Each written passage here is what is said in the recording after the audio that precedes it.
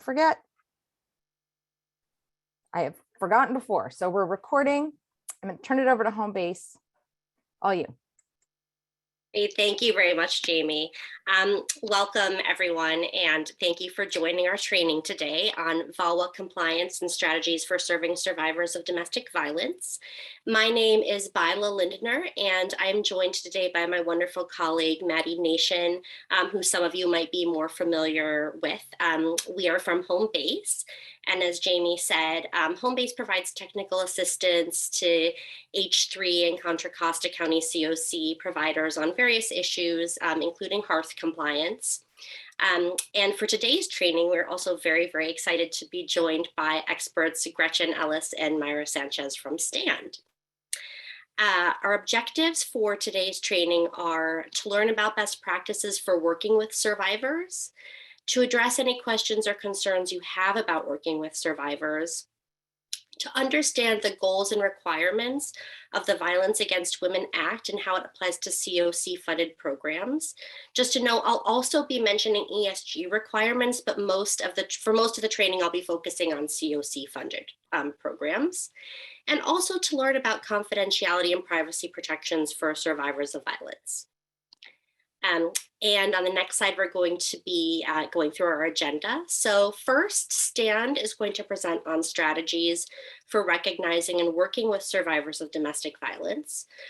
Then we're going to take a quick break, and then we'll come back, and I'm going to be talking about the Violence Against Women Act and relevant Contra Costa County Continuum of Care policies. So on this next slide, just kind of repeats a lot of what Jamie already said, but you're all muted. We are recording this training. The recording and slides will be made available to you later on. At certain points, I'm going to be pausing to ask if anyone has questions. Feel free to raise your hand. We'll take you off mute. You can also feel free to put questions in the chat. We hope to get to all of your questions today. If we're not able to, we will certainly take them back with us and then answer them at a later date. But because this is sort of a tight training, we might not have time to get to all of your questions today. And again, just to note, we have closed captioning. You can access that by clicking on the live transcript. And if you have tech issues, it sounds like Jamie is available to answer those, as well as Maddie. So without further ado, I'm going to hand it off to Gretchen and Myra. Thank you so much. Good morning, everybody. I'm going to ask Myra to introduce herself first as I share my screen for you all. Good morning, everyone. So happy to be here. My name is Myra Sanchez. I'm a bilingual domestic violence advocate here for STAND. All right, and hopefully y'all can see that, yes? Yes. Thank you. Yeah, so my name is Gretchen Ellis. I am the trainer and the manager of our volunteer program for STAND. And I'm really happy to be with you all this morning. I am gonna get us started with some of just the basics, getting us all on the same page about domestic violence dynamics, what it can look like in relationships. And then Myra will take over since she is our housing expert at STAND. And then we'll also talk about some kind of thoughts or recommendations that we might offer when working with clients experiencing domestic violence. So yeah, we're going to talk about domestic violence, definition, dynamics. I will also go over our services and programs, especially since you all are partners with us in Contra Costa. We want to make sure that you know what our programs are and how you can refer to us. We'll be discussing housing barriers and also protections, and then safety considerations. So I always start off with some numbers. I like to give us a sense of who is being affected, how many people in our communities are experiencing this issue. And so the CDC consistently year after year shares around the same numbers, that about 1 in 4 women, about 1 in 7 men will experience relationship violence in their lifetime.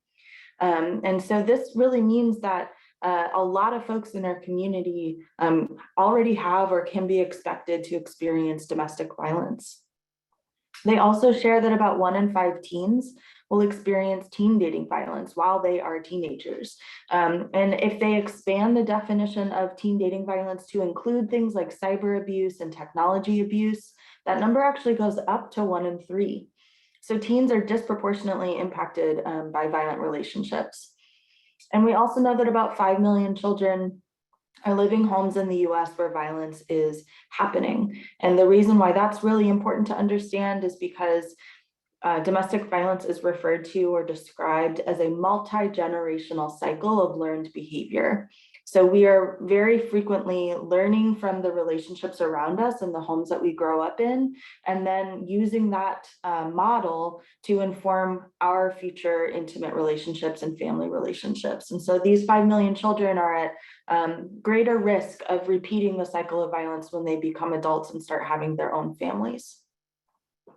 We also know that about 44% of lesbians and about 61% of bisexual people are going to experience different forms of intimate partner violence. We know that our disabled community members are 1.5 times more likely to experience intimate partner violence.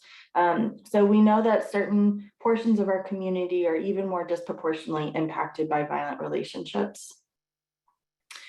But even if we just looked at the amount of people that are on this Zoom today, we can know from these numbers that there are probably many of us that have been directly impacted by this issue, have lived through it or survived it, or know somebody that has. And so I also just want to acknowledge this topic can be super tough, especially early on a Monday morning. So I want to encourage you to take care of yourselves. If you need to at any moment, turn your cameras off, take a deep breath. Whatever you need to do to get through the presentation, but also we'll be introducing you to Stan's resources, which you can take advantage of as well as anybody else in your life or the clients that you serve. So a little bit about Contra Costa and specifically domestic violence in our community. So according to the recent Contra Costa Domestic Violence Death Review Team report, we know a few things about our community. So first of all, more women reported intimate partner violence compared to men. Between 2010 and 2019, in Contra Costa, there were 86 domestic violence related deaths. And the leading cause of these deaths was from gunshot wounds.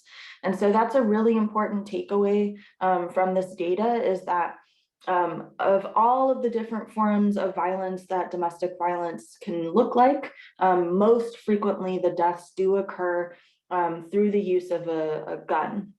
And so we know that access to a weapon is incredibly dangerous within domestic violence relationships. And the key predictor for domestic violence homicide was prior strangulation, or some people refer to it as choking. So we know that if someone is being choked, and we know that if there is a gun in the home or that someone has access to a weapon, there is a very high statistical likelihood that that could escalate to homicide. So then Stand also has some figures that are helpful to understand our community. We are the only domestic violence agency that is solely dedicated to domestic violence in Contra Costa. And in 1 year, we answered over 12,000 calls on our crisis and counseling line. We served over 2,000 adult survivors through different forms of services that we'll be talking about. Over 180 children received free therapy, and over 1,300 teens received prevention education as our attempt to stop this multi-generational cycle from continuing. And so those are just a few snapshots of the work that we do. And it really shows you that a lot of people in our county are served each year by Stand and needed our services. So hopefully that gives you a sense of who is accessing us, who needs us, and maybe who isn't accessing us, right? If we think about the fact that people are losing their lives to this issue, we know that one of the risk factors of that is that they most likely didn't reach out to a service provider like Stand. So here are some definitions. Let me see if I can get rid of that. Here are some definitions because I will use these words interchangeably throughout the presentation. So domestic violence is it was a term that was created in the 1970s. Before that, it's kind of interesting to think about the fact that we didn't have an agreed upon term to talk about this issue in our community. And when we don't have words for something, it makes it really hard to talk about it, let alone change it. So domestic violence was coined in the 1970s, but nowadays it really makes people think of heteronormative spousal abuse. So a man and a woman in a marriage, the woman probably at home, the man going to work, coming home and causing harm. That's kind of the stereotype that domestic violence has gained. And so there are a couple of other terms that the field has evolved to use. For instance, intimate partner violence is a very flexible term. It can be applied to anyone who's in a dating or a marriage relationship. Maybe they're dating online and they've never met each other. They can still be experiencing violence in that relationship. Intimate partner violence is another term. And then family violence is a holistic term which really acknowledges that if violence is happening within a relationship or family context, it's impacting everybody. And so this really pokes a hole in the misunderstanding of things like, oh, the kids are in the other room, they don't know what's going on, or we keep it between us behind closed doors type of a thing. The reality is research shows us time and time again that if violence is occurring, it's impacting the children. It oftentimes co-occurs with elder abuse, child abuse, and animal abuse. So it absolutely is a family unit impact. And we know that family violence is a more flexible term. It acknowledges that every family can look different. It could be a family who has experienced a divorce and there still might be violence happening, for instance, or it could be a blended family, or the kids are adopted, or whatever the case is. But family violence kind of helps us get away from that heteronormative spousal abuse stereotype. So we will be using these interchangeably throughout the presentation. So let's get to the definition. So the first part about this definition is that it's something that we acknowledge has been learned. And so the good news about this definition is that as human beings, we are capable and have the capacity to constantly learn new information. And in fact, I can learn information today that replaces old information. So that's the good news about this definition. But oftentimes, domestic violence is something that's been learned. It's been modeled, it's been demonstrated in our environment, maybe in our own homes, maybe in our family, extended family, maybe in the media that we absorb, etc. But it's learned and it's a range of behaviors. So domestic violence is really not something that looks like one type of thing or that happens just once. It is a range of tactics, a combination of behaviors that are being used in a very specific pattern over time that we'll break down in a little bit to establish power and maintain control. And so if this is two people in an online dating relationship, then it might be one person having control and power over the other person. If we're talking about a family dynamic, then it might be power and control over all of the other family members. So again, this definition is that it's a learned range of behaviors used in a pattern over time to establish power and control. And so if we're ever wondering, is that domestic violence, then we can return to this definition to help us out. So what can it look like? This is an image of something we call the power and control wheel.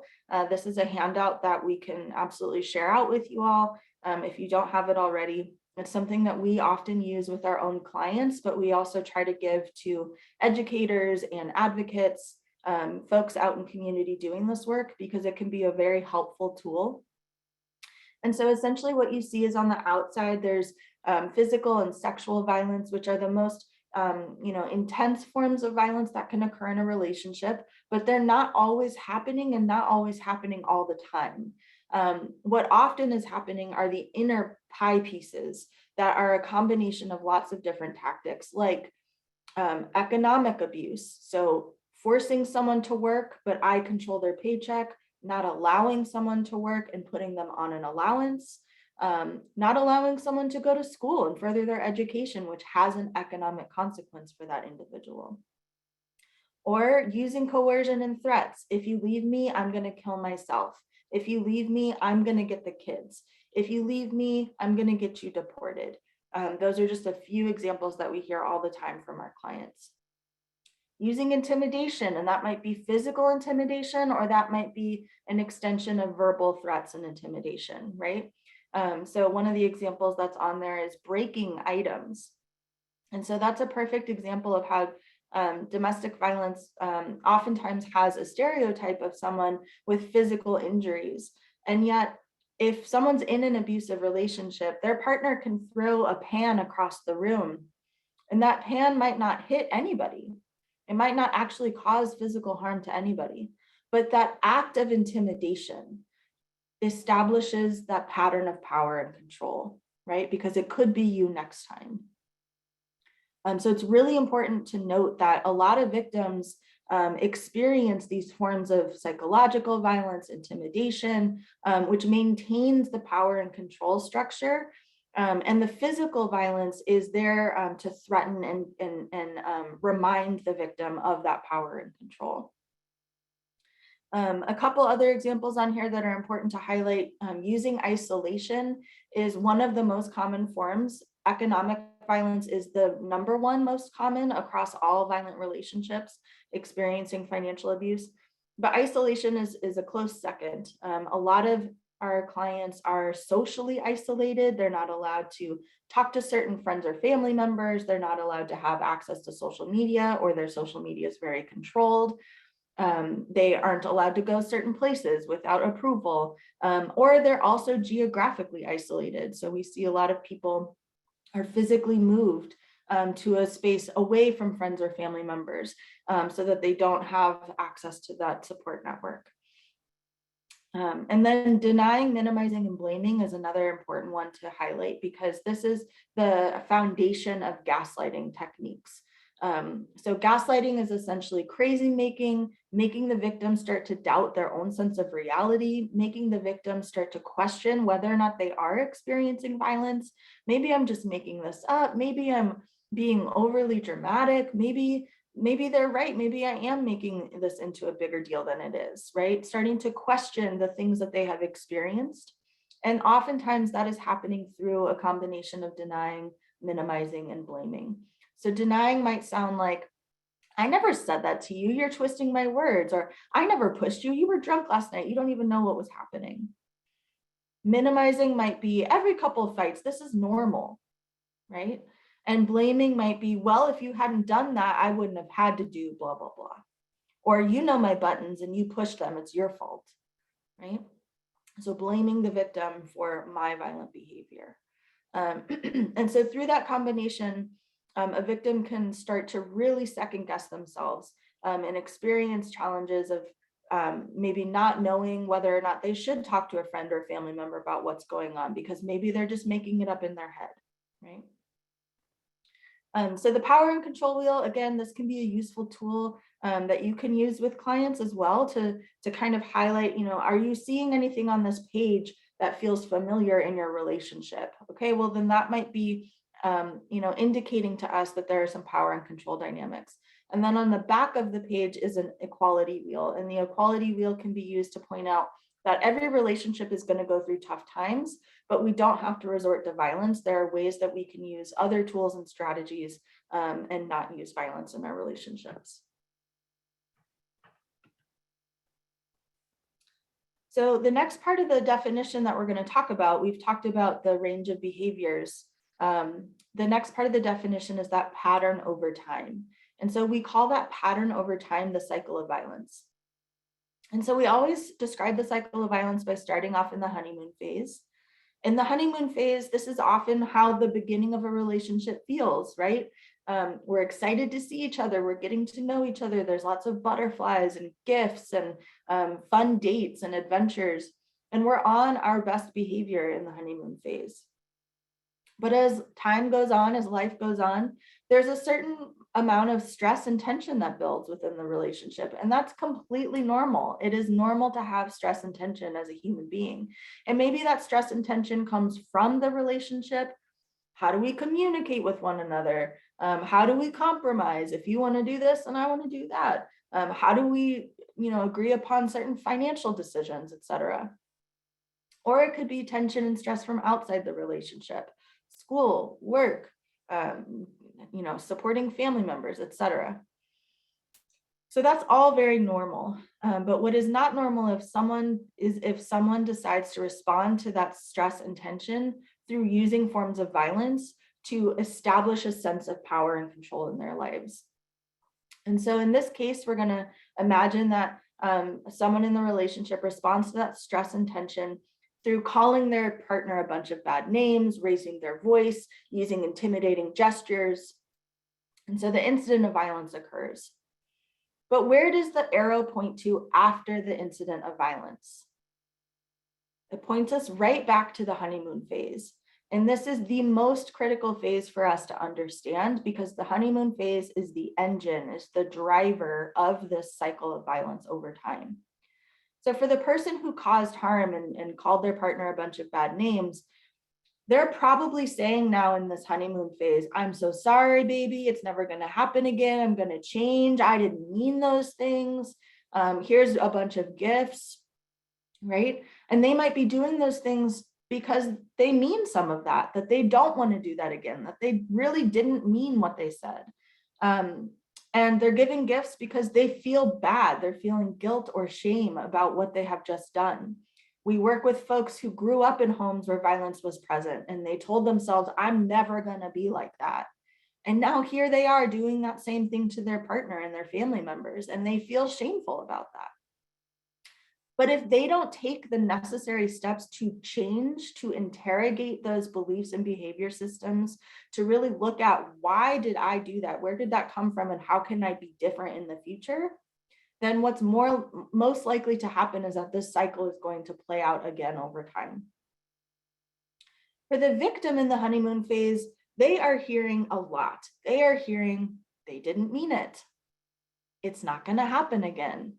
The good times are so good. The honeymoon phase feels amazing. We're reconnecting, we're rebuilding intimacy. I'm getting lots of gifts in this phase. And so the honeymoon phase feels good and we want to stay there. And the message that we're getting in the honeymoon phase is that we're going to stay in this phase. That bad thing isn't going to happen anymore. Those gifts is something called love bombing. So it can be considered part of the manipulation of the cycle of violence, right? That the person who caused harm gives lots of gifts as a way to entice or incentivize or placate the victim over and over again, right? But ultimately, the victim can get caught in this cycle because over time, what we know about the cycle of violence is that the forms of violence intensify. So early on in the relationship, it might be things like emotional violence, intimidation, small flags of isolation, like, oh, you don't want to hang out with them, just be with me tonight, baby. I love you so much, right? Starting to kind of discourage the victim from being with others and just be with the abusive partner. And over time, those tactics intensify. And as those tactics intensify, it can be more and more challenging to leave that relationship safely. The other thing that happens with the cycle of violence is that it becomes more frequent.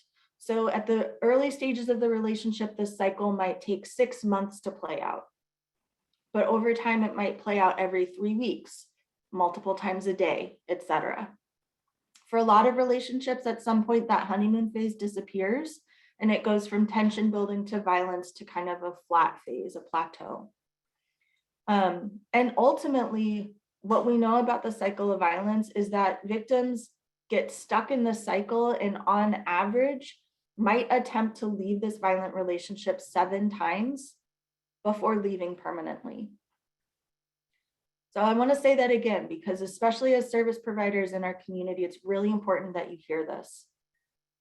On average, a victim will attempt to leave this violent cycle 7 times before leaving the relationship permanently. And so that means that there is a broad spectrum of experience. Some people leave after that first incident of violence, and some people leave after number 37, and some people never leave that violent relationship, right?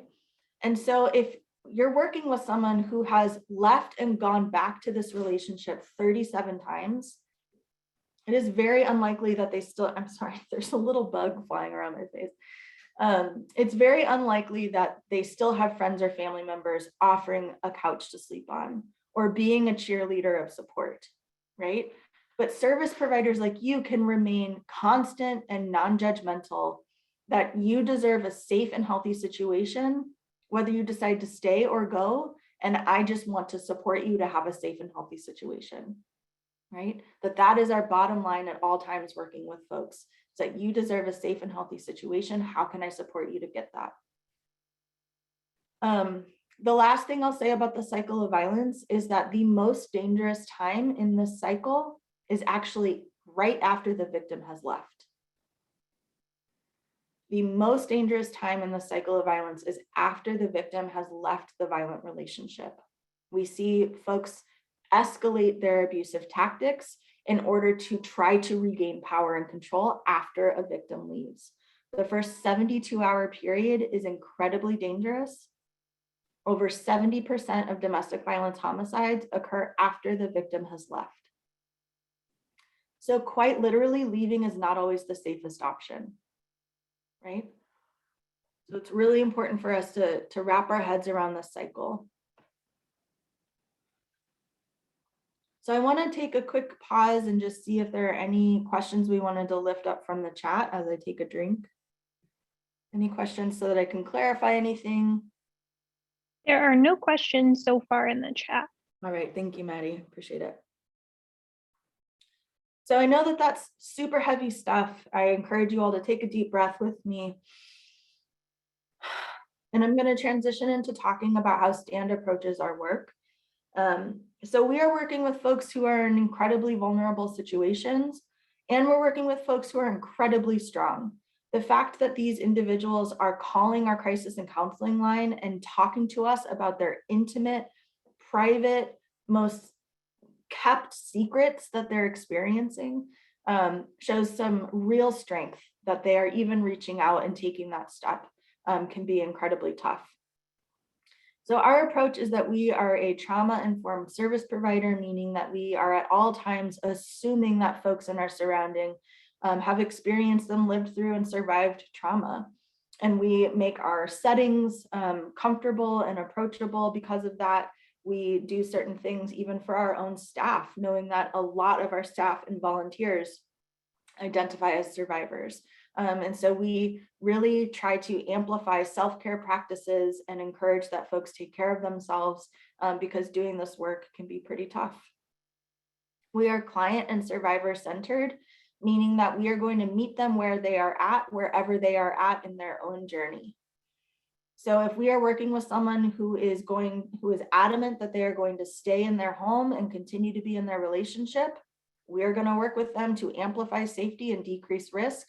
And we're going to tell them that we're really concerned for their safety, right? We don't necessarily have to agree with their decisions, but it is their decisions to make about their life.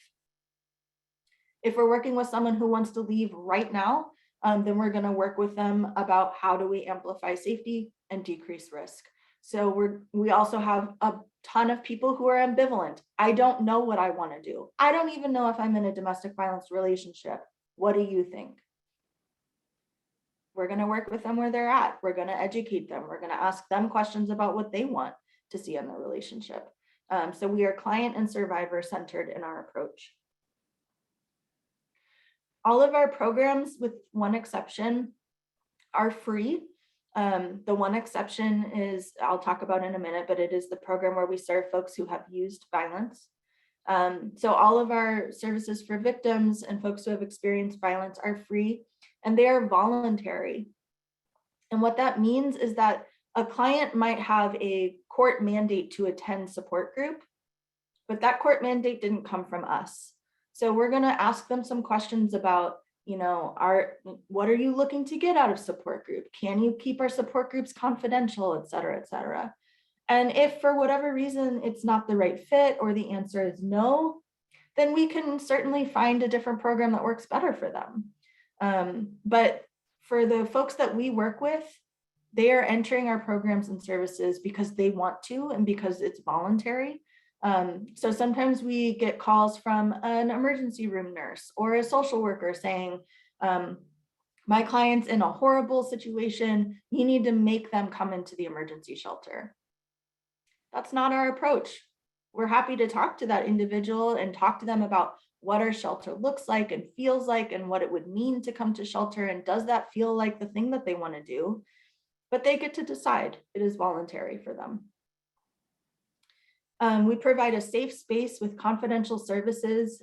Due to the California Evidence Code 1037, domestic violence peer counselors in the state of California have a very specific level of confidentiality and privilege that we honor when we work with our clients at Stand. And sometimes that even means that we can't share information with our partner agencies unless the client has given us permission to do so. So we really take this super seriously. We are culturally responsive, so we know that we're serving all of Contra Costa. We're going to serve a lot of different community members, and so we try to make our programs as approachable as possible. That includes how we might accommodate our emergency shelter for folks, right? It becomes their home, and so sometimes we need to make some pivots or offer certain things to make people feel comfortable. And we are absolutely a part of a larger network in the community and in the field. So you all are our partners. We couldn't be doing this work without partners like you. We also have other domestic violence agencies that we are in strong partnership with. There are over 30 domestic violence agencies in the Bay Area, all independent nonprofit organizations. And so we're in close contact with all of them and in partnership so that we can hopefully serve the Bay Area together. So I'm going to spend a couple minutes talking to you about our programs and services, and I will definitely want to hear from you if you have any questions about these, either after the slide or at the end, because we want to make sure that you feel comfortable kind of knowing what we offer and how you would refer a client. So we have 3 different program areas at Stand: our Saving Lives programs, Rebuilding Families programs, and Changing the Future programs. And so most often, folks out in community would be making referrals for the Saving Lives programs. That includes our 24/7 crisis and counseling line. The crisis and counseling line is really the gateway into all of our services and programs, but it's also there for someone who just wants to talk, or who has some questions, or who just wants a phone number for a referral. Or is one of you're calling because you are working on a case and you have some questions about how to support a client, right? We want the crisis and counseling line to be accessible to whoever needs it. As part of that, we also have something called the lethality assessment program, or we refer to it as the LAP. And essentially the LAP is an evidence-based research tool. It is an 11-question questionnaire. And it helps us determine who is at highest risk for homicide. And so some of the things that I mentioned earlier, access to a weapon, strangulation, are indicators that someone might be at high risk for lethality. In addition, a couple that I want to mention to you all is if someone is unemployed, if someone has threatened to kill the person or the children. Those are a couple of examples that are on the questionnaire. And the fact that unemployment is a very high risk situation in a domestic violence relationship is really important to be aware of and to understand during these current times, especially.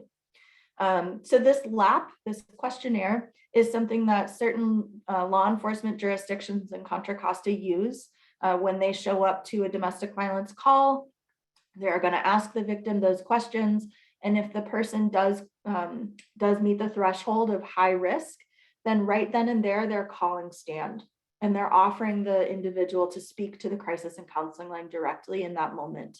And what we know about that through this research is that it decreases the likelihood that that person not only will be murdered, but also would be reassaulted in the future. So there are tremendous benefits to right there in the moment, getting them access to a domestic violence provider. It's also a questionnaire and a tool that all of our Stand advocates can use. So if one of our advocates on the crisis and counseling line is starting to hear certain red flags, then they might initiate the 11-question questionnaire and do their own assessment. And if the person is at high risk, we prioritize the emergency shelter housing for them. So the emergency shelter, it is important to understand that this program is meant for intimate partner violence victims with high risk of harm. We serve adults of all gender identities and their children. So we are an organization that understands family violence can affect the whole family, can look like elder abuse, can look like sibling abuse, all of those things. But our shelter is specifically designed for intimate partner violence victims and their children. We have a children's program on site, so the residential children's program. And we also have our domestic violence liaisons who are able to offer restraining order clinics and support groups. And Myra's going to talk a little bit more about that. We do have a transitional housing program. It is only for internal stand clients. We have the nonviolence program, which is our only fee-for-service program. It serves folks who have caused harm. And we have free therapy for any child in Contra Costa in English or Spanish that has experienced or witnessed violence. That program can be accessed through the crisis and counseling line. And then we do have prevention programs in the schools. The YES program offers support groups and workshops for young folks in West Contra Costa County Unified School District. And we have a community education program through our Speakers Bureau.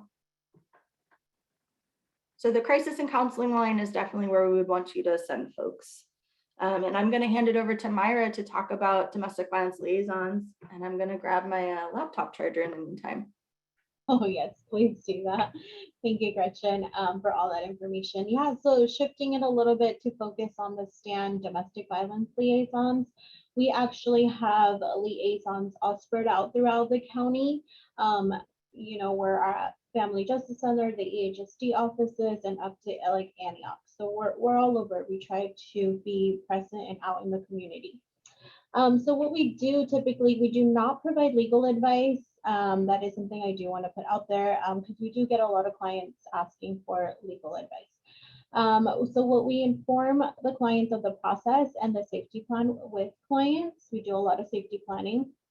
We do, however, provide accompaniment to courts, to hearings, specifically domestic violence restraining order hearings, and also mediation appointments that can be a little intimidating because the abuser is required to attend these hearings. So it's important for an advocate to accompany them for emotional support.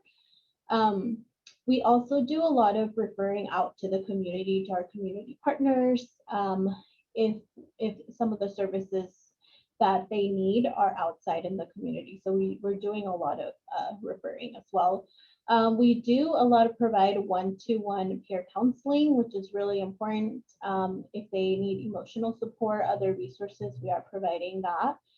Safety planning after the domestic violence restraining order is enforced, and safety planning with co-parenting too, because something that we didn't really get into, but if the relationship ends, right, so that doesn't mean the violence stops there.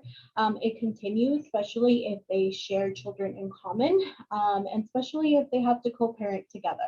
And if they have to do like visitations and interchanging the children every other weekend. So during this time, abusers are usually manipulating, thinking of ways to still abuse the victim, right?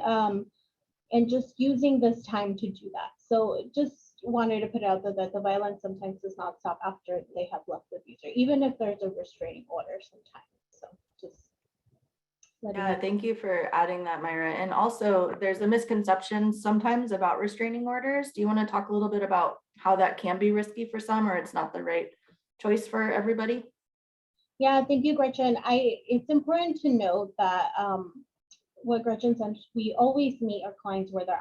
So if a restraining order is something that it's not for them because it can escalate violence, right? Or it'll put them in a spot where it's not safe. So just note that it's not safe for everyone. So if you're wondering why a client hasn't gotten a restraining order, it's because they are thinking like it's not a good fit. And at the end of the day, we want to remind ourselves that sometimes it's just a piece of paper, right? We have to do safety planning around domestic violence restraining order because sometimes they won't abide by it. And we have to put other safety plans attached to that. So thank you, Gretchen, for mentioning that. Myra, would you be willing to take a couple questions, or do you have a moment coming up here for questions? Yeah, I can take a question or two. Okay, the first question comes from Missy Brooks. Is there anything for MDUSD, which I think is the Mount Diablo Unified School District? Yeah, so that's a question about our school-based programming. So we are right now only in West Contra Costa Unified School District. However, our Speakers Bureau program sometimes makes presentations if teachers request us to come to their schools.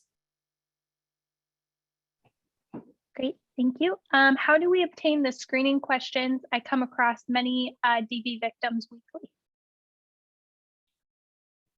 Yeah, so the LAP is a specific domestic violence advocate tool. However, there are certain safety and risk assessments that are out and available to use.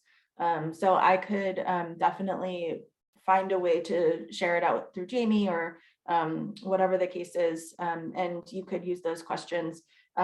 It would essentially be something that you could also just listen for. You wouldn't necessarily need to ask directly those questions, but if you start to hear access to a gun, has been strangled before, is currently unemployed, those would automatically tell you that you should probably give that person Stan's card or encourage, to call Right Now Together, Stan's crisis and counseling line. So it's more information that you could use within that those conversations. So I'll try to find a shareable format of those risk factors to look for. Great. Last question. Can we get a list of resources connected to DV? We engage with a lot of folks with DV experience and sometimes need other resources.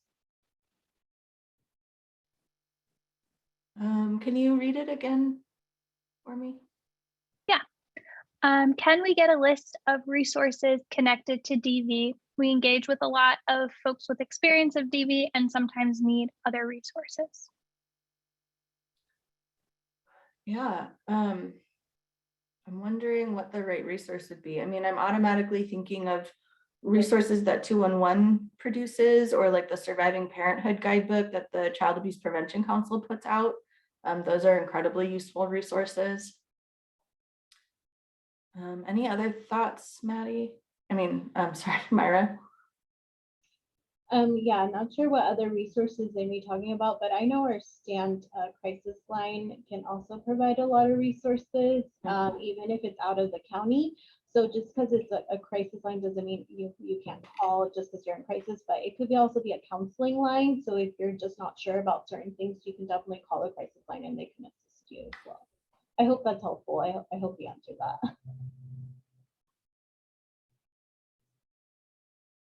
We have a couple other questions coming in, but I think we'll let you go on and we'll bring these back at the next moment. Yeah, if we could just note them because I did see one about restraining order. Okay, thank you, Maddie. So moving on, and I did hear about hearing about red flags and possibly if you're dealing with a victim of domestic violence. So here are some of the things that relate to housing, and I know we have some agencies, some community agencies here that do work with folks in regards to housing. So some of the barriers that domestic violence victims have is low income, still living with their abuser. So this is something really to be really mindful of, because sometimes we're trying to get a hold of our clients and either they're not picking up or they're hanging up when we call them. And, this could be that they are in fact still living with abuser, and having abuser find out that you're reaching out and planning to move is extremely dangerous. So it could be a reason why you're not getting a call back, or you're not just simply not, nobody's picking up. Bad landlord reference prior to evictions. This comes up a lot. that they do have bad landlord references, and that could be because there's a lot of fighting, police are called to that unit, and the landlord's not happy about it, right? So they're probably not going to be the best fit to provide a reference for. Lack of steady employment, lack of proof of employment. This is important because a lot of the clients that we see are undocumented, so they don't get a pay stub, and they can't show proof that they're actually working, right? Maintaining confidentiality from abuser can, like I said, kind of relates to still living with abuser. Keeping things away from abuser can be really, really hard and stressful for a client seeking help, hoping to find housing. Credit history and financial abuse. Gretchen mentioned financial abuse being like the #1 that most of our clients experience, and this is true. And it's not just about not being allowed to work, but not being allowed to handle money or apply for things, credit cards or silver, or bad credit history because abuser has now maxed out all the credit cards under their name. So definitely one of the barriers. Tactics abuse, like Gretchen also mentioned, isolation is a big one, because a lot of our clients, I notice that they have no idea what the housing market looks like, right? Because they're being isolated, kept in the dark from like what's out there.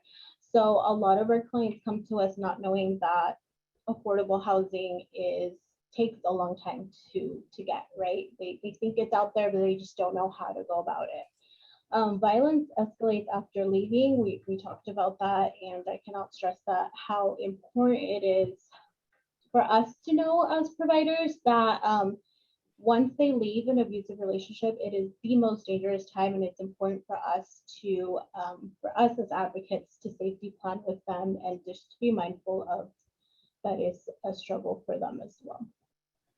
I just wanted to add here too that we know financial abuse is the #1 most common form of violence, and we also know that domestic violence is the leading cause of homelessness for women and children. So this is all interrelated and interlinked. One of the reasons that financial abuse is so common is because it's the easiest way to make someone completely dependent on the abusive person, right? If you don't have access to money, if you don't have a job history, if you've never worked before, if you don't know how to open a bank account, it makes it incredibly hard to leave and make it on your own. And so it isolates that person, it makes them depend on the abusive partner, and it's all interrelated to these things. Another thing that we see is for some women who have immigrated here, their husband or their abusive partner might not give them access to their own documents, or might misinform them about certain things about their rights, or about, like Myra was saying, not knowing that there is even something out there like a shelter or nonprofit organizations to provide support. So keeping them uneducated or miseducated about what their rights are. So one of the things, what we mean by low income or no income, so that's employment history. Like I mentioned, a lot of clients don't have work or never worked before. So now that they're trying to be self-sufficient on their own, that could be a struggle. And some of them can be just stay-at-home parents or being the sole provider of their childcare. Like they're the only ones who can be that for that person. And a lot of them do not qualify for the 3 times the rent, which I know we hear all the time that that's the requirement for everyone. So it impacts domestic violence survivors a lot. So like I said, for low income, those who are unemployed, who work part-time due to lack of childcare, they could possibly only receive CalWORKs cash aid only, and that's their only form of income. They're disabled and only receive SSI. Child support might be their only income, and then the victim is placed on allowance. So these are like the barriers that we see our clients come when they say they want to move out, but this is what we see that that's the only type of income they may have.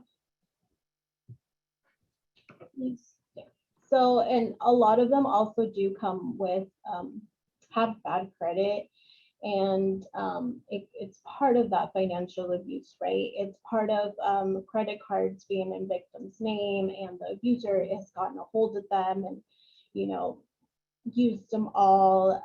Identity theft, they could be using their name, their social security to apply for loans and things like that. So they are left with a very, very bad credit, just shattered.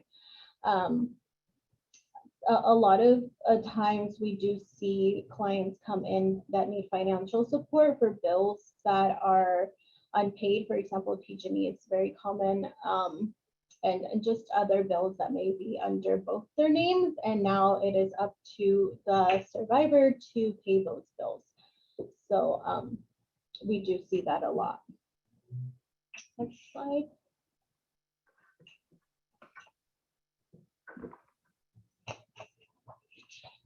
So shifting a little bit on, since we've entered this pandemic a few years ago now, this is what we've seen with our clients. So nearly 40% of callers had also lost their childcare. 27% identified housing as their primary concern. 70% reported their mental health was worse than before the pandemic. 62% reported significant loss of income. 20% of callers reported no access to basic survival supplies like food and water for themselves and their children at the time of the call. STAND has seen an increase in high risk, high lethality incidents throughout the pandemic. Yeah, and I just want to really underscore here the risk of becoming homeless for our clients. It is the #1 reason that our clients cite that they are going back to that relationship, is because they don't want to become homeless. And so the housing crisis in our community is real, and it has significant implications for domestic violence victims.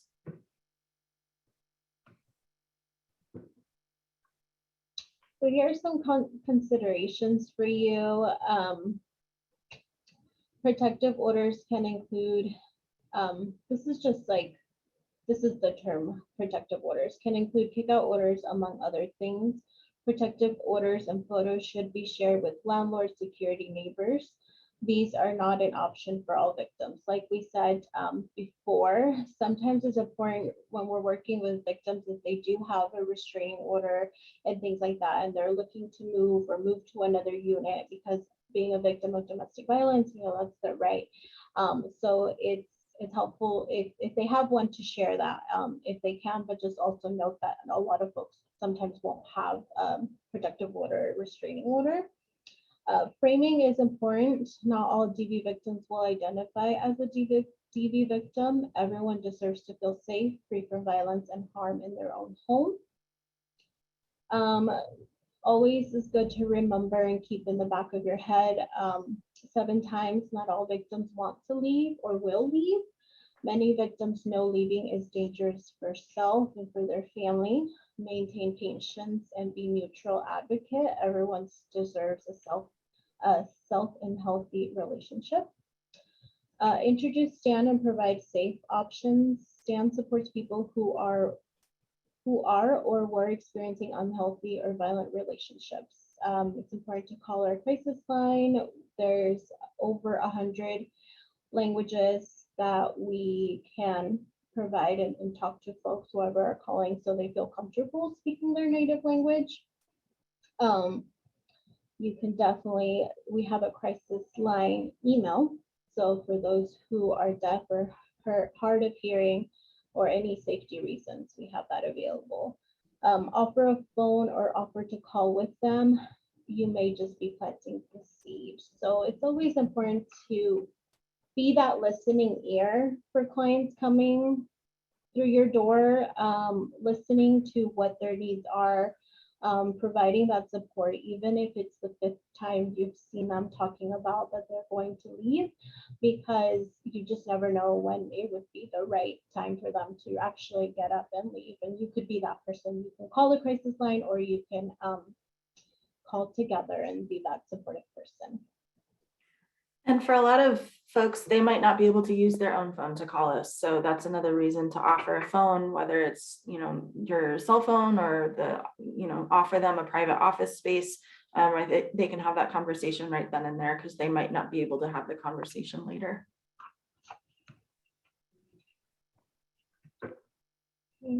So when should you refer your clients to stand?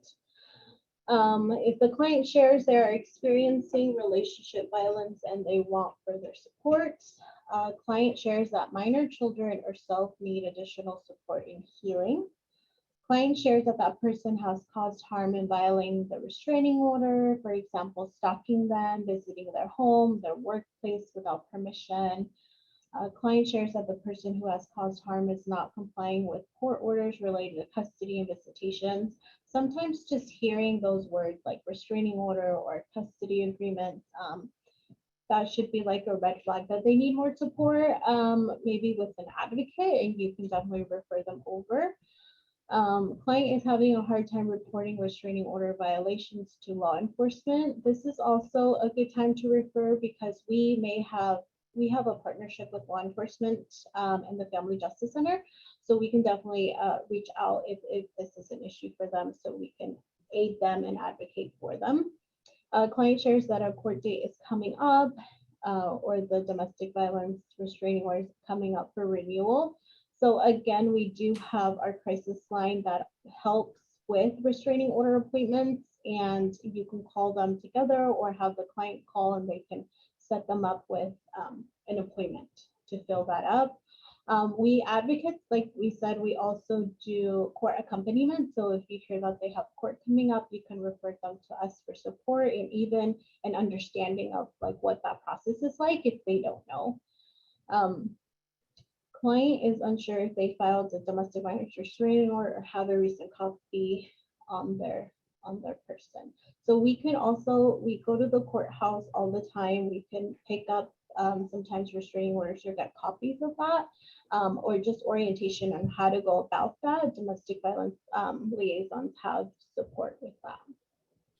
And I just wanted to underscore, a lot of these cases are when the violence is still active, when there is a crisis. But the second one says, that they just need some additional support in healing. And so I want to reiterate that we serve folks who maybe they weren't, maybe they were in a violent relationship 10, 20 years ago, but they need some support healing from that. That emotional and psychological violence is it can be a really long process to heal from.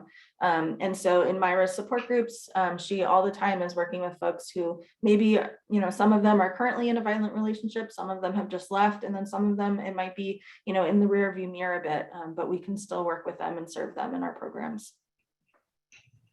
Yeah, that is also something that we have that supports them is domestic violence support groups that they can enroll through the crisis line. And right now we're doing them through Zoom, not in person just yet, but they are available if you hear that somebody might not be ready to leave or just need support understanding, am I in a domestic violence relationship? Because we do talk a lot about what domestic violence is and how it affects us in the family. So yeah, thank you. All right, so I'm gonna lead us through a group discussion and some safety considerations we recommend for all of you to think about at your own organizations. So domestic violence calls are the most dangerous and most lethal calls for law enforcement. There are tremendous amounts of injuries and officer deaths that occur because domestic violence calls when law enforcement show up can escalate very quickly. And so just for that, piece of data alone, that informs one of Stan's policies, which is that we never meet with our clients in their own homes.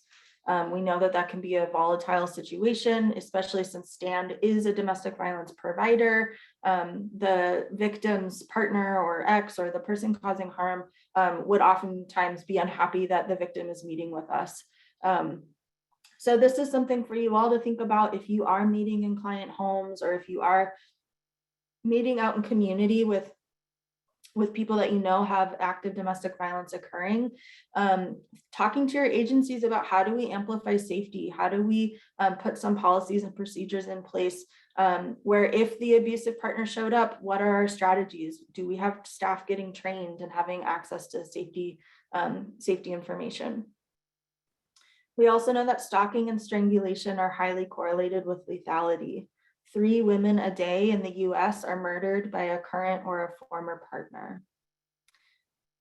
So because of this, STAND staff will never meet with clients in the community, only at secure locations. So for instance, our family justice centers. And so that is a strategic safety decision. We know that a lot of other programs are out in community meeting clients where they live or where they work or where they play or where they currently are able to meet. And so again, thinking through some safety strategies in those cases. Another thing that STAND does is that our staff will only leave messages on a client's phone if the client has said it's safe to do so. And so that means on every conversation that we have with a client, we're asking them, is it safe to call you back? Is it safe to leave a message? Limited information is put into client correspondence in case they are being monitored or stalked, or in case their partner has access to their phone and their voicemail. So all of those things we would highly recommend that you consider as well, applying, especially if you know that you're working with a client who's in a violent relationship. And then remember that leaving a violent relationship is the most dangerous time. So as Myra said earlier, we are going to safety plan with clients through every decision. Domestic violence is volatile and dynamic. It changes frequently depending on what's happening in the relationship. So we're going to safety plan when they file for a restraining order. We're going to safety plan when they join a support group and start attending that. We're going to safety plan if they decide to leave or if they're going to stay. And so if you're working with a client who's going through some changes in their relationship, those are good times to remind them to reach out to us or to help them access us. And leaving the relationship or leaving the home is a threat to the abuser's sense of power and control and can escalate tactics. So again, we want to make sure that the victim is linked to STAND, linked to an advocate, most preferably before they start to leave so that we can help them think through that process safely. Myra, do you have anything to add to these? No, I think it's just like you said, really important to be mindful if it's okay to leave voicemail, even if you're interacting over text. Some agencies do, or even emails, just be considerate of how much information you're putting on email. Sometimes when I send emails, I'll delete like my little signature, because and just put thanks Myra instead of domestic violence liaison, just for safety. Also, any handouts that you might pass out to them, just ask them if it's safe to even take them in their purse or in their bag, or offer them to put it on your phone under a different name or things like that. Just little things we need to really consider. So the group discussion part was that we could take a couple of minutes here to just share if your organization has any good safety practices or tips that you might want to share in the chat. You can also share, something that you want to bring up within your organization and consider based on this discussion. Or you can unmute yourself and have a little conversation with us about these safety considerations. So I'll give a minute and just see if anybody has anything to contribute here.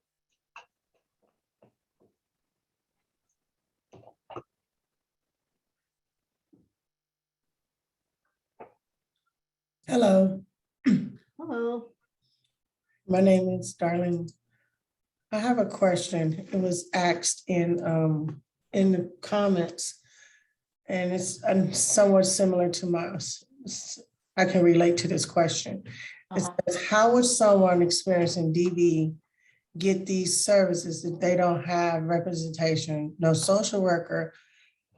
I became homeless. I didn't have representation. I called Stan, and Stan, I guess my situation wasn't serious enough, but I ended up leaving the home with my child. And it's like, it's a struggle So how do you qualify, or what other services there to get assistance with? I'm employed, but I'm still home, I'm still fleeing, I'm homeless.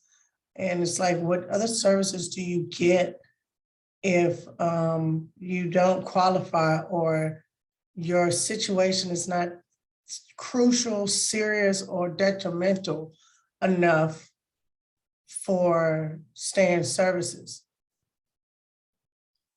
Yeah, thank you for sharing that. And it sounds like you're doing everything you can to reach out for help and get support for you and your family. And so I think the challenge here is that our organization is the only DV agency and only DV shelter in the entire county. And our shelter has 24 beds, which just isn't enough. It's just not. And so there are frequently folks like you who have to make a difficult decision. Am I going to stay, or am I going to risk homelessness? And so it's a really tough situation, but I want to have Myra kind of highlight, what does support look like? What are some of the things that we can offer, especially in regard to your role specifically, Myra, in the housing situation? Yeah, definitely. Thank you.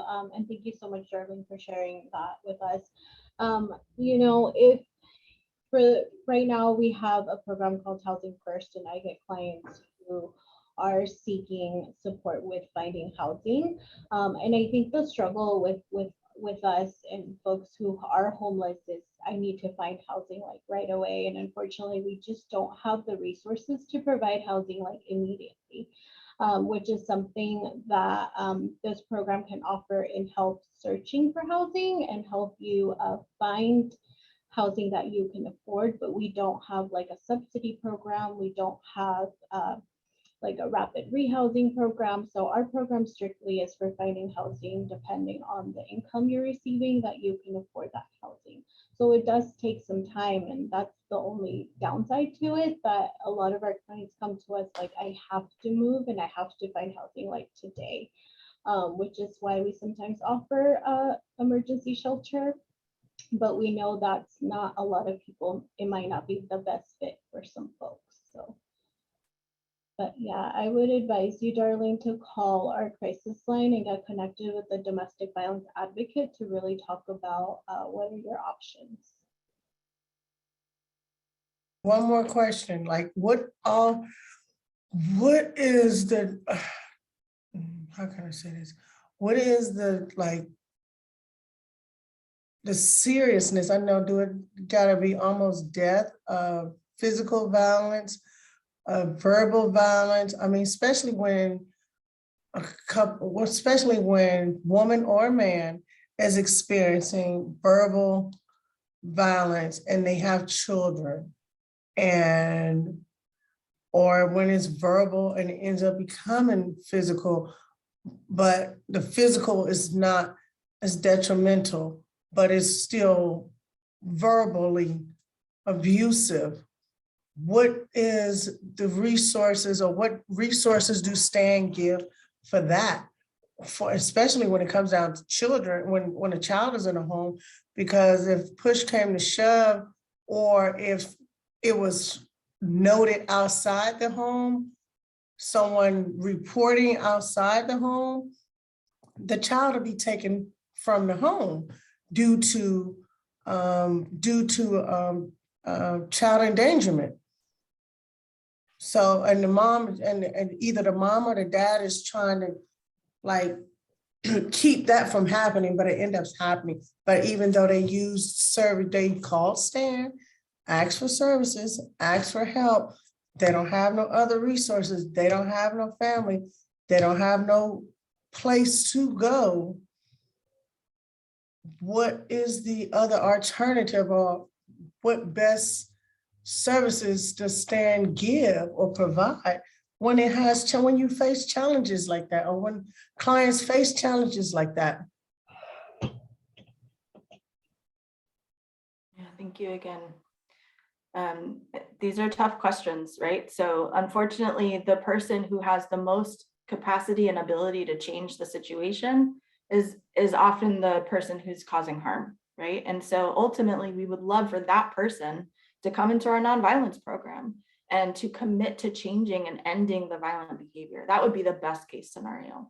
But you're absolutely right. When it comes to emotional violence, those forms of abuse are as serious as physical violence in many cases, and absolutely can impact the children. And so again, we aren't able to necessarily go into the home and remove the violence.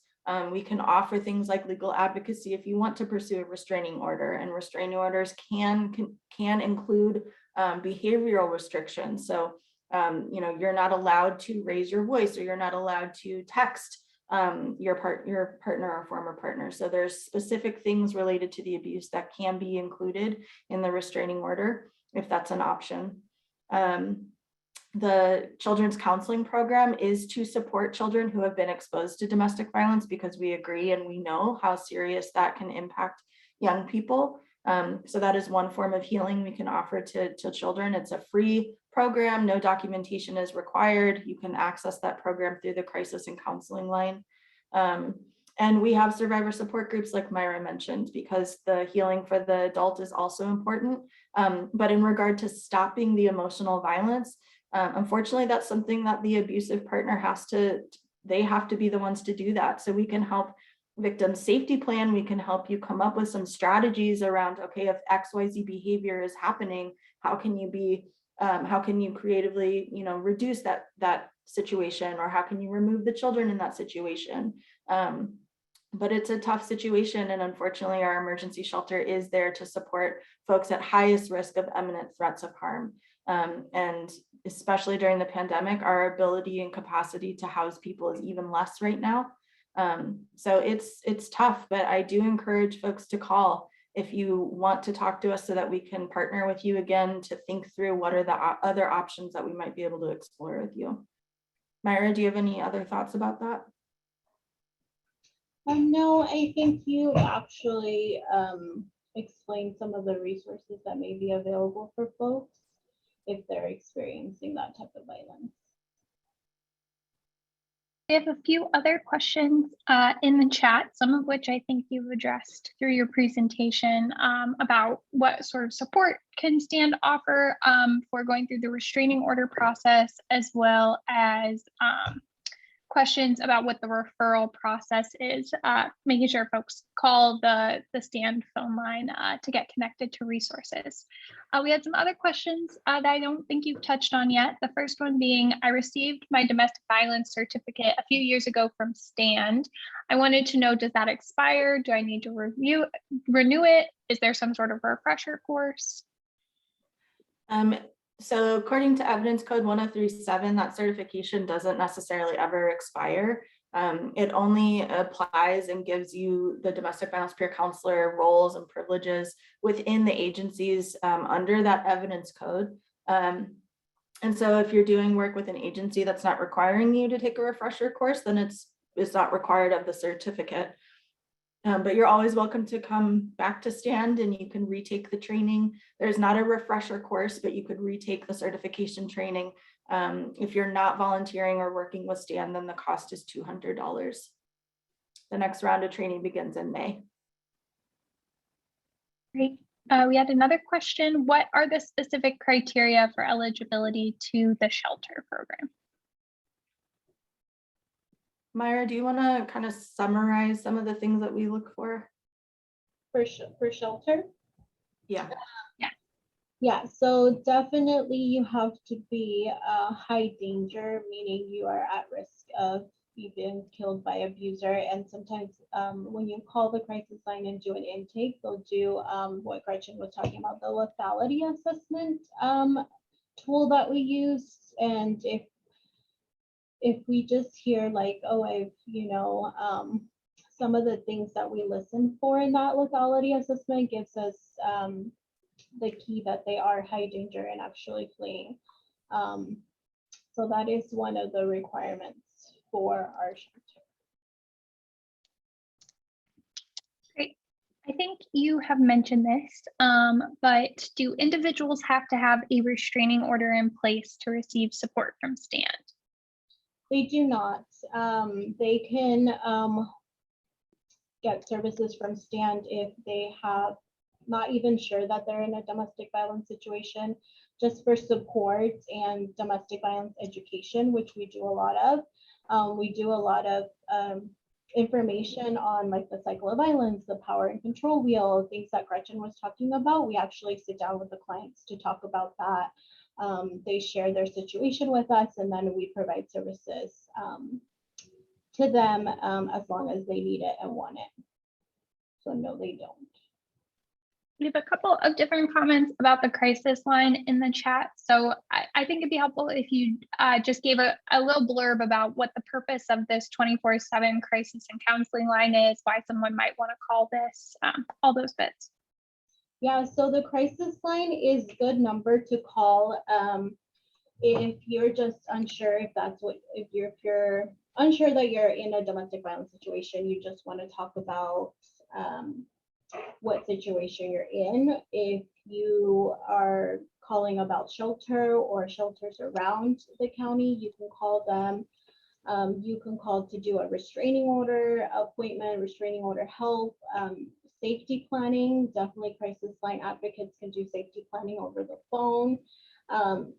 It's just there as a service to anyone who needs support. And crisis line will always, if you are like needing more support, more follow-up, they will connect you to a domestic violence advocate throughout the county for further support. So they're definitely the go-to if you have any questions or feeling like you need to talk to somebody about what's going on. Great. We have a few more questions. So do you all have any more information about the Section 8 vouchers which have been put aside for DV in the allocation last year? Does Stan's DV shelter hold some of these and help clients move from permanent housing from that shelter specifically? Yes, I think just recently we've that program has rolled out, and I don't know much information on it because I don't work at the residential side, but they did get some of those vouchers, and we have been working with them to find permanent housing. Great. When a child is being kept from court order visits, can STAND assist the parent in next steps in court proceedings and support in completing contempt of court documents? So we do not do any documentation, help them fill out any documentation. That's not something we do. We just provide support and emotional support, and even give them resources to guide them in the correct way so they can fill those things out. Yeah, So we're frequently making referrals to Bay Area Legal Aid and Family Justice Center Legal Aid to get folks the actual lawyers and attorneys to speak to. Great. I think this is related. Other than the county sheriff, where can a parent go for serving of court documents to parents that are low or no cost? Can you repeat that? Yeah. Other than the county sheriff, where can a parent go for serving of court documents to parents that are low or no cost? Okay. I've never referred any of my clients to other programs. So the sheriff would be the only one that I would refer them to. And again, it comes with safety planning along with how do we get these documents to the right person. So just the sheriff, yeah. Also, anyone not listed on the order who is over 18 can technically serve. So it could be a neighbor, a coworker, a friend of the family. That's another strategy to use, is to use someone that you know, but that's not on the order. But we would also encourage to safety plan around that as well. Is there any possibility that you could touch more on the support available to those who have been in the DV situation and are now out, but are still suffering from the effects? Still suffering from the effects? Yeah. Myra, I would think that would sound like your support groups. Yeah, I was just gonna say, possibly support groups is really helpful, because if they're not in immediate crisis, if they just feel like they don't need like a restraining order, but just need to understand and kind of start healing, definitely do a domestic violence support group. There's also, for folks wanting more individual therapy, there's free therapy. I'm not exactly sure what the requirements or qualifications are, but through the Family Justice Center, they have free therapeutic programs that they offer survivors. And the Family Justice Center also has a program called the Chat Project, the Collective Healing and Transformation Project, for anyone who is looking for restorative justice healing. So restorative justice, meaning that it kind of brings folks together to have a conversation about the harm that happened and to make a plan for the survivor to experience healing. So maybe they need, the plan might include things like apologies or taking accountability for certain behaviors that happened. It's a process that's available to survivors of domestic violence. It can include the person who caused harm, or it could be a process that doesn't include that person, but includes the family members who experienced the violence. So I do think that there are some options out there. It kind of just depends on what the survivor is looking for in terms of healing. The crisis and counseling line would also be an option for those folks as well. It's something that people can call 24/7 a day as often as they want. So we definitely have folks that call the crisis and counseling line on a regular basis because they still want to have someone to talk to about, the harm that they experienced and the healing that they're trying to cultivate. Right. And some love for the group counseling meetings in the chat. Someone saying that they are wonderful. Okay, we have 3 more questions. If you can keep up. For anyone who has never facilitated training before, this is always the hardest part, the back and forth with all of the questions that you couldn't have anticipated. So our next question is, what is the process for referral into the DV shelter and how many rooms are available? Yeah, so pre-pandemic, we were a 24-bed facility. We are a little bit less than that right now. Just depends on the situation. We're trying as much as possible to keep folks in separate buildings so that they don't, have an infection outbreak. And so the crisis and counseling line is the gateway into all of our services and programs. So whether it's shelter, support group, the children's counseling program, you can start with the crisis and counseling line. If someone calls that because they're interested in shelter, they're going to be asked some questions. They're going to need to talk about their situation and what they're looking for, and they will do a screening to see if they qualify for the emergency shelter program.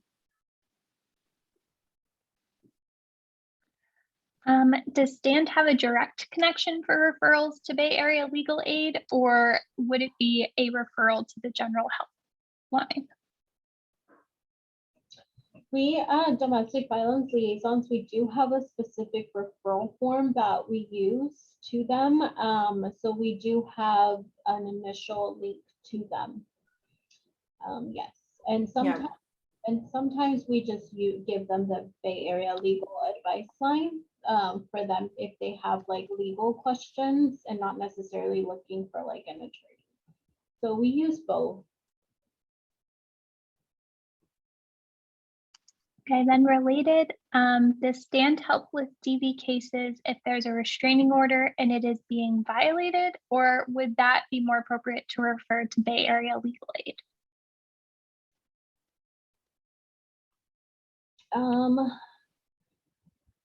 If I'm understanding, possibly both. I mean, our role as advocates, we can assist them in how to make those reports to law enforcement, but we won't make them ourselves, or we can refer them to Bay Area Legal Aid if it's something further that needs more legal attention. So we can be referred those clients, and we'll just kind of advocate for them and how to refer them best to what their needs are.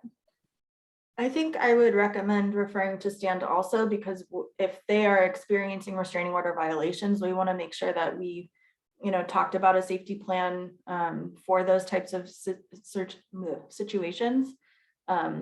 So yeah, it might be a both and situation. Okay, that is the end of the questions from the chat. Did I miss anybody? Thank you, Maddie.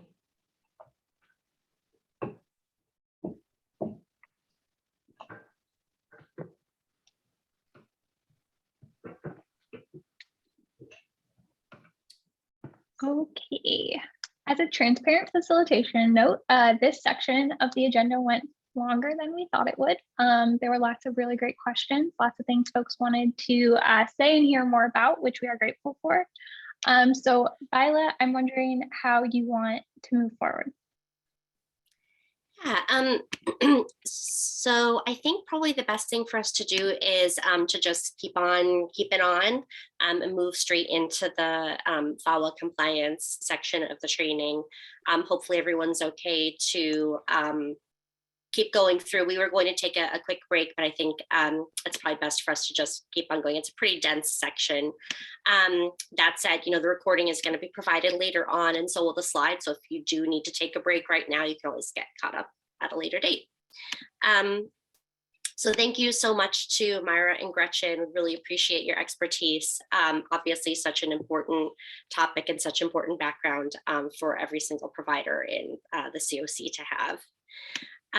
So really quickly, just turning to the Violence Against Women Act, the last half an hour of this training.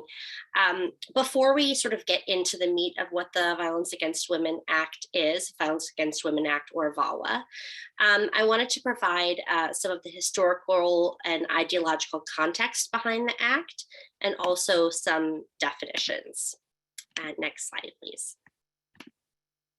So what is VAWA? What is the Violence Against Women Act? And by the way, just to take a step back, I realized that I didn't really transition very well to what we're going to be covering.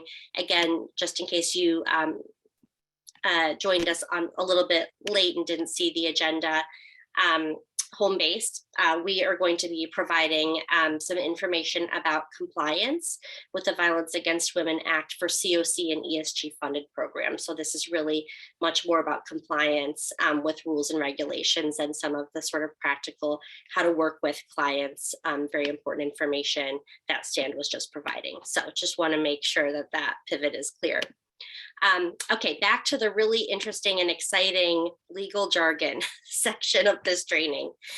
So what is the Violence Against Women Act? The Violence Against Women Act, or VAWA, was landmark legislation that was passed in 1994.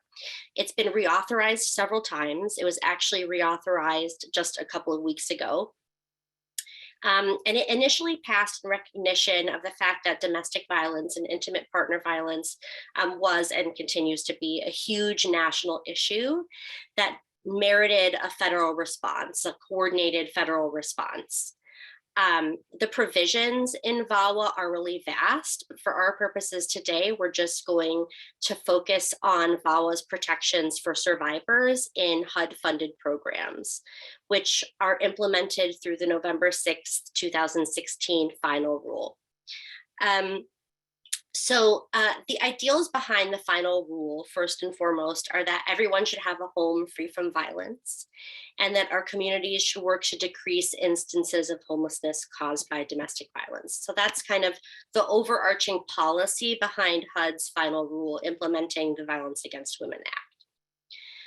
And one thing I just wanted to say quickly to acknowledge this is that there has been some criticism of VAWA on the ground that it prioritizes law enforcement responses, calling the police, relying on the police, relying on prosecution of people who do harm as the answer to ending interpersonal violence. People have criticized it for not centering solutions on survivors and their diverse responses as needs, because as we've heard from Stan, lots of people are unable to leave. They don't want to leave. It's not safe for them to leave. They don't want to call the police, etc. So anyway, this doesn't necessarily touch upon the sum and substance of what we're talking about today, because it has to do with mostly other provisions of the law and funding. But I just wanted to acknowledge that because I think it's an important part of the broader discourse around the Violence Against Women Act, and it's an ongoing discussion. So for the next slide, thank you so much. So whom does VAWA protect? VAWA provides protection for survivors of domestic violence, stalking, dating violence, and sexual assault. It protects survivors regardless of sex, gender, race, national origin, and sexual orientation. And what that means is that while it's called the Violence Against Women Act, it is not just about women. VAWA protects all sexes and genders. And a couple of things to know about VAWA protections are that alleged perpetrators do not have to have been convicted of a crime for survivors to be protected.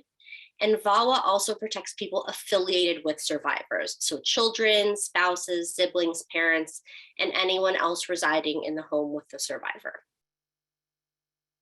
On the next slide. VAWA has its own definitions for domestic violence, dating violence, sexual assault, and stalking. So domestic violence includes crimes of violence committed by a current or former spouse or intimate partner of the victim, by a person with whom the victim shares a child in common, or by a person who is cohabitating with or has cohabitated with the victim as a spouse or intimate partner. Dating violence is defined here as violence committed by a person who is or has been in a social relationship of a romantic or intimate nature with the victim. Sexual assault is any non-consensual sexual act prescribed by law, including when the victim lacks capacity to consent, for example, because of their age. Stalking is conduct directed at a specific person that would cause a reasonable person to fear for their safety or the safety of others, or suffer substantial emotional distress. So basically, those are the folks who are protected by VAWA. That's how the law defines them. For today's purposes, just as Stan did earlier, I'm using the term DV survivor to kind of refer to folks in all of these different categories. So just so that you know, when I say DV survivor, I'm also talking about survivors of stalking, sexual assault, and dating violence as well. Okay, just a quick check. Are there any questions so far related to my presentation? It doesn't look like it. Okay. All right, so now having done a brief overview of VAWA, I wanted to zoom in on the final rule that HUD issued implementing VAWA for certain HUD-funded programs, including CoC and ESG-funded programs. And we've broken down the final rule's key safeguards for survivors into 3 sections. The first one is core housing protections. The second one is emergency transfer plans. And the third one is required notices in contract terms. So on the next slide, I provide an overview of HUD's core VAWA housing protections. So these are the protections that VAWA affords to survivors. Survivors cannot be evicted or denied housing solely because of their status as survivors. And survivors cannot be evicted or denied housing solely based upon factors directly related to victimization. So this is interesting because what that means is that if a survivor can show that a current or past victimization led to an adverse factor that has prevented them from accessing housing, so for example, not having credit, not having work history, having a criminal legal system involvement, that factor cannot be the basis for a denial of assistance or an eviction.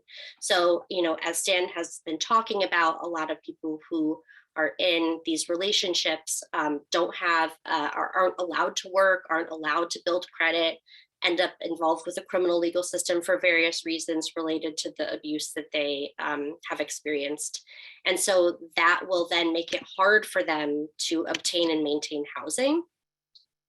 If someone can show that they lack credit, for example, because they were not allowed to build credit because of the abuse that they suffered, then they can say you can't deny housing to me based on that factor.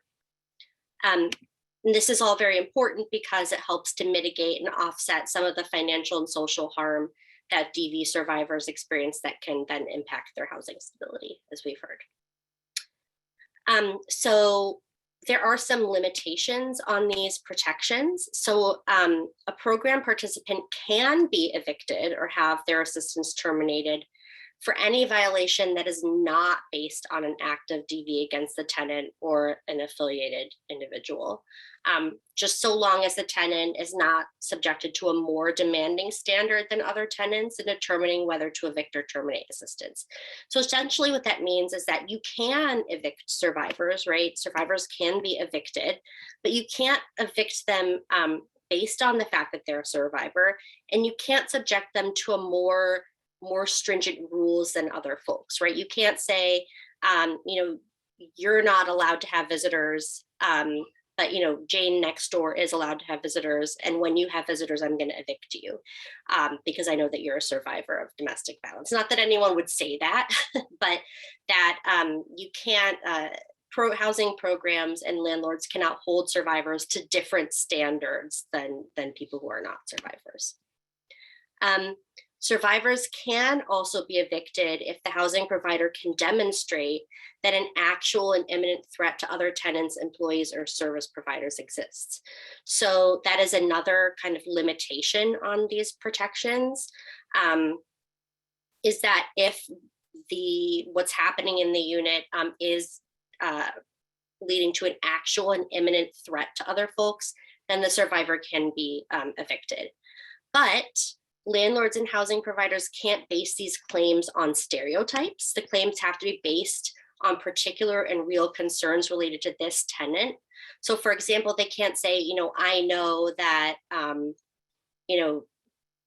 John is being abused in the unit, and all abuse ends up escalating to becoming a danger to some other person. So John's got to go, right? It has to be actually related to, what is John experiencing? What is the particular situation that's causing harm or an imminent threat to other people? And then another thing that's important to remember is that eviction or termination of assistance should only occur when there are no other actions that could be taken to reduce or eliminate the threat, including but not limited to transferring the survivor to another unit, barring the alleged perpetrator from the property, contacting law enforcement to increase police presence, or developing other plans to keep the property safe, or seeking other legal remedies to prevent the perpetrator from acting on a threat. So again, survivors can be evicted, but it has to be as a last resort, and folks really have to try to take other steps to prevent survivor housing from being lost. And this is really in line with Housing First, which is all about working hard to prevent the loss of housing and taking, that flexible client-centered approach to providing assistance. And the next slide talks about that, one such option is asking a landlord to bifurcate or split a lease, which evicts the perpetrator while allowing the survivor to stay. The rules about bifurcation are different depending on the type of assistance that the survivor is receiving. So I'm not going to go into detail too much about this. The slide provides some information depending on what type of program the person is in. But for today's purposes, it's essentially just important for you to know that it is possible. Landlords can bifurcate leases to evict one person and allow the other person to stay. And programs can do the same thing.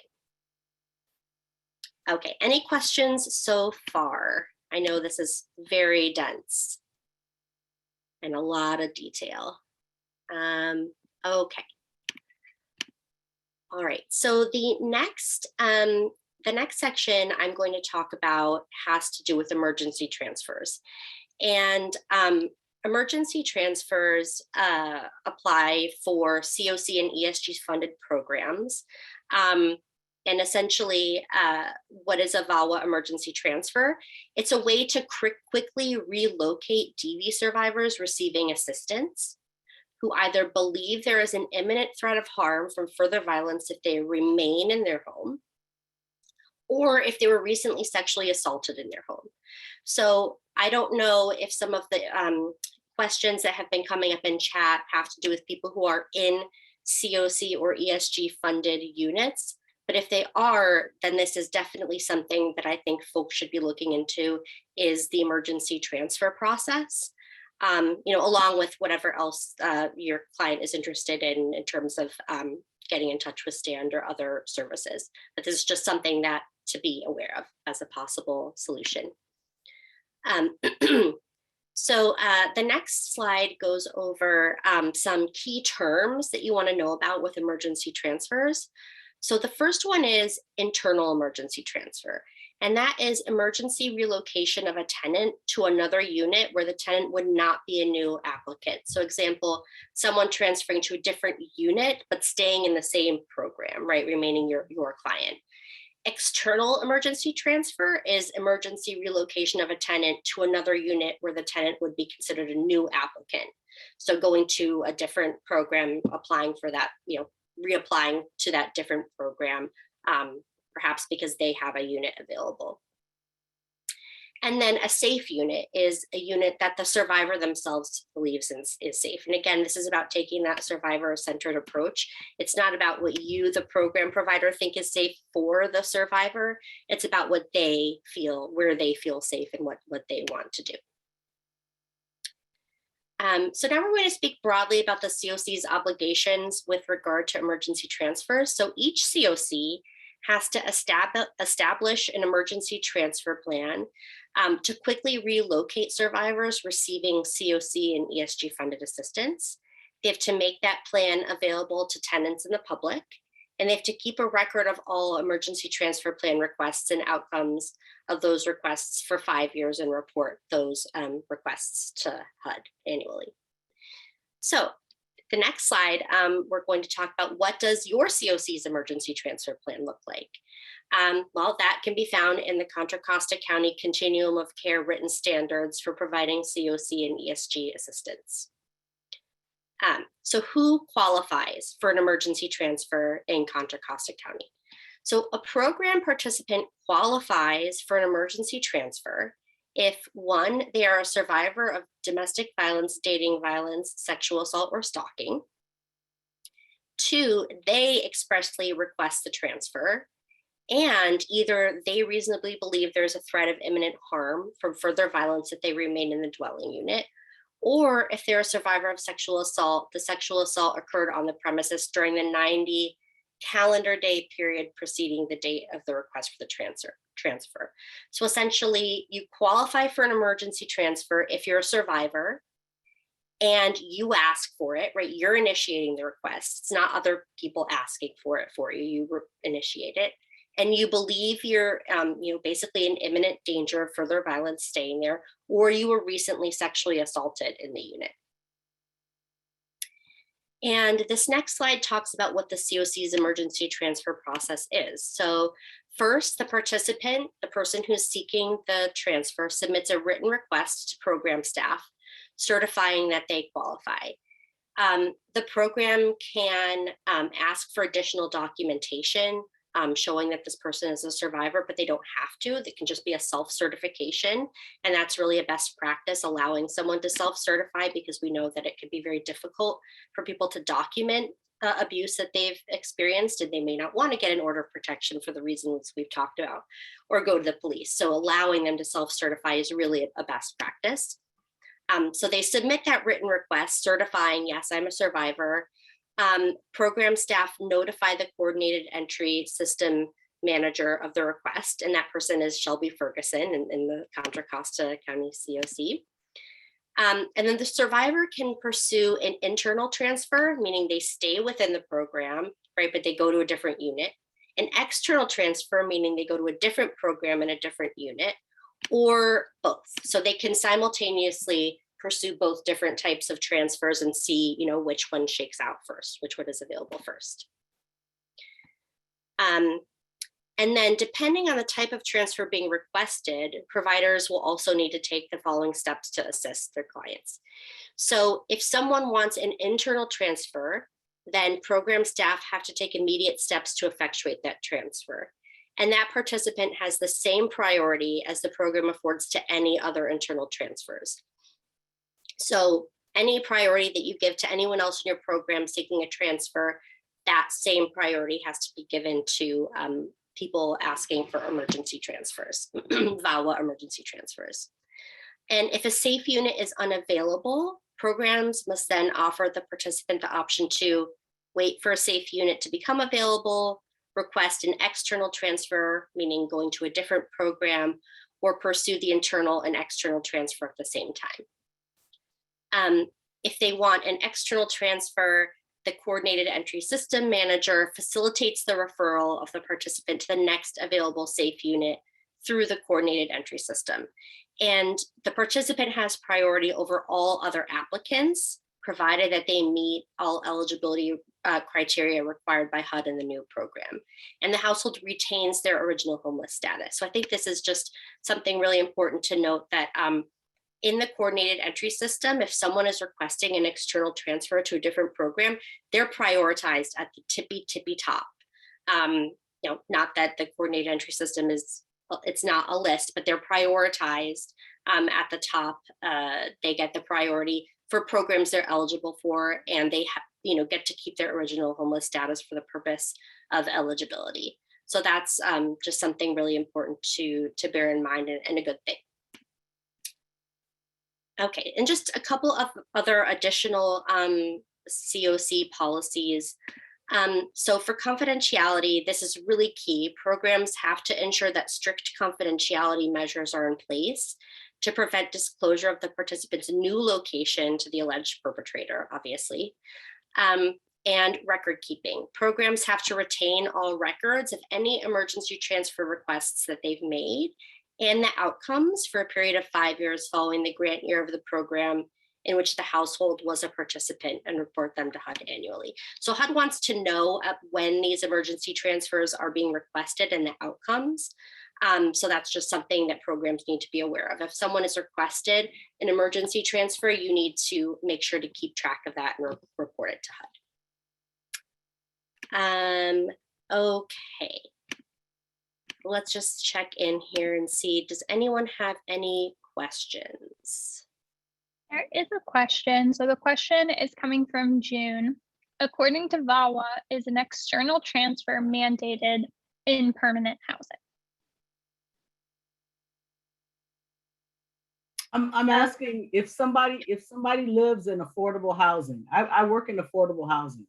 And if I'm asking if someone lives in affordable housing and they ask for an external transfer, does the management company or the owner have to allow that person to have an external transfer if they own other buildings?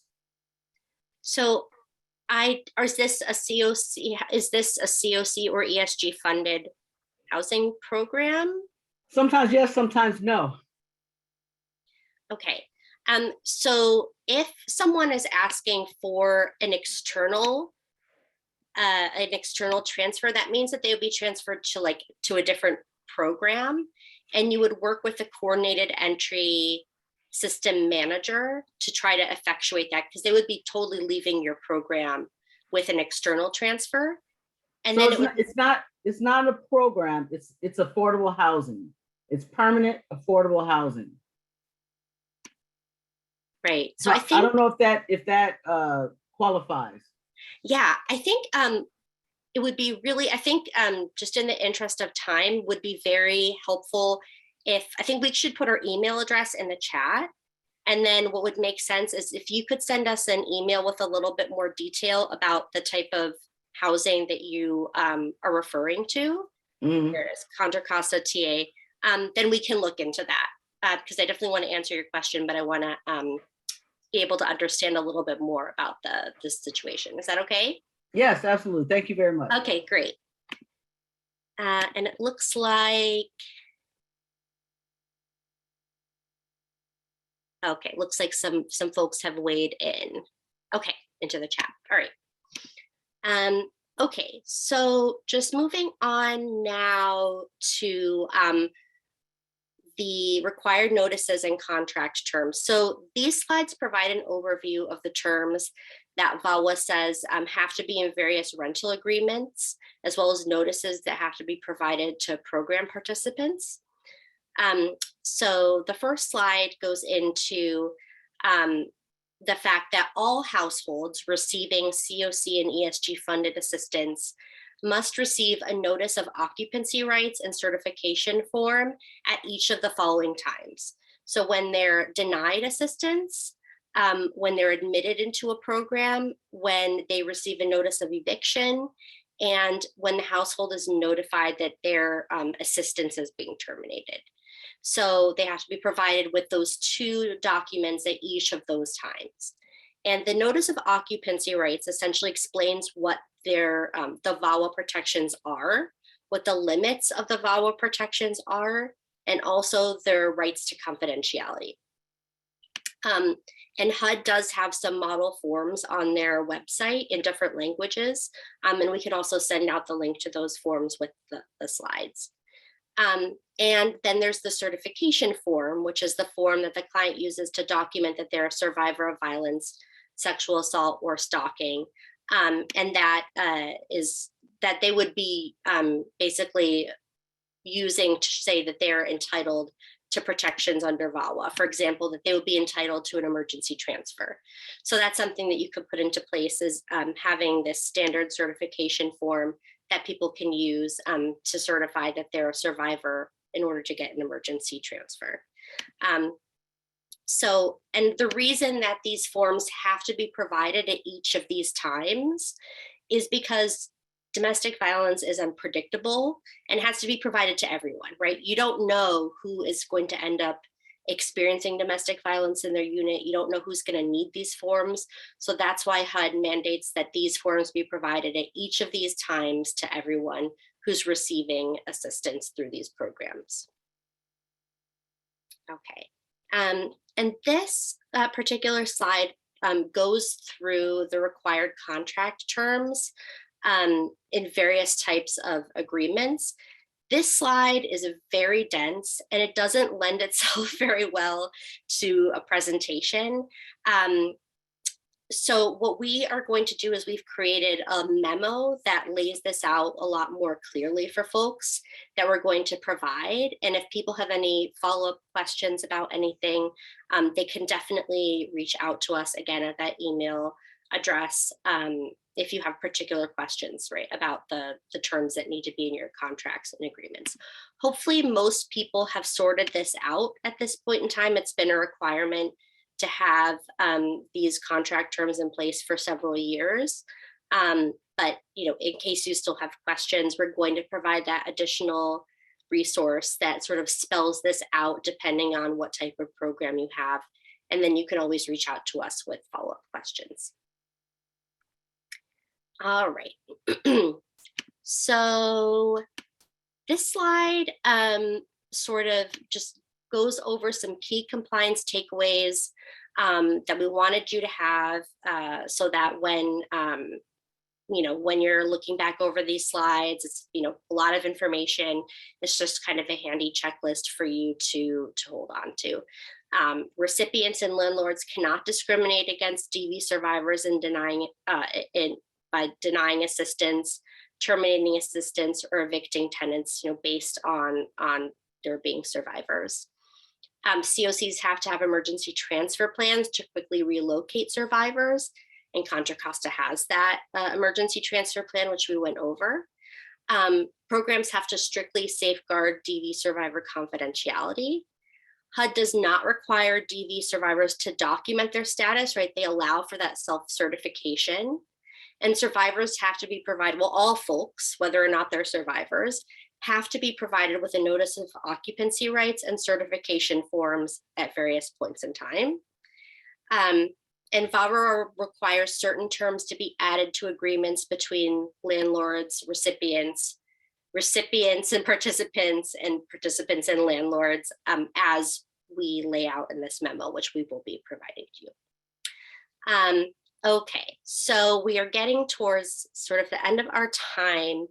I think the next slide focuses on comparable databases. I'm just wanted to quickly, essentially, let folks know that there is something called the requirement for certain folks to use comparable databases.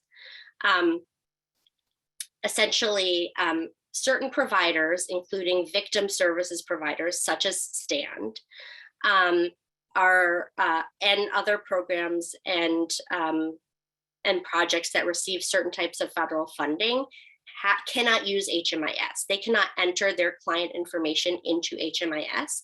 They have to use what's called a comparable database.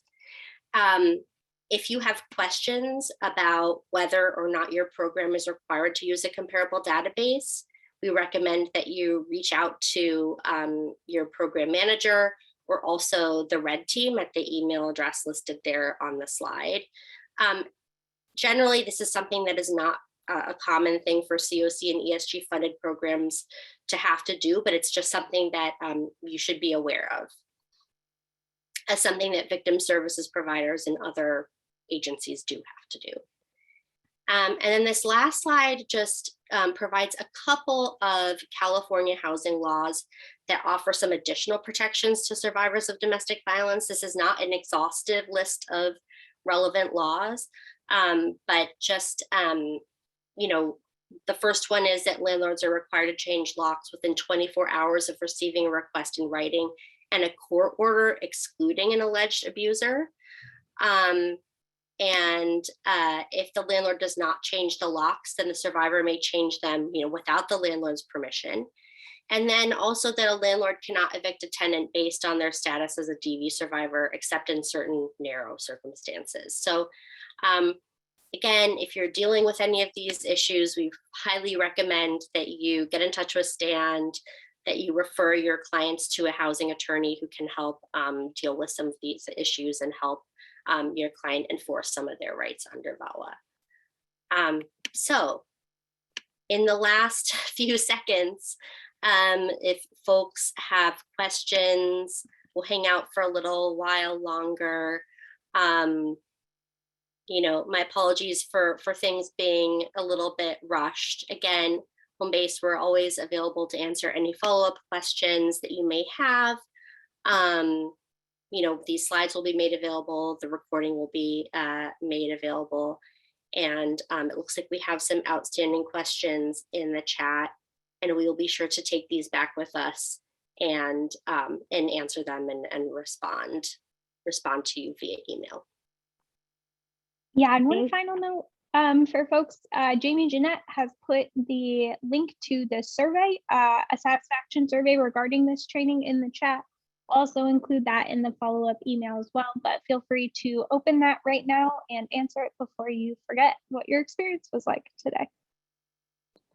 Thanks, Maddie. And just thank you both teams for really, really great training. I learned a lot and I've sat through a million of these. So thank you so much. Yes, we will send out a follow-up email that will have a link to the recording, the slide deck, and the survey.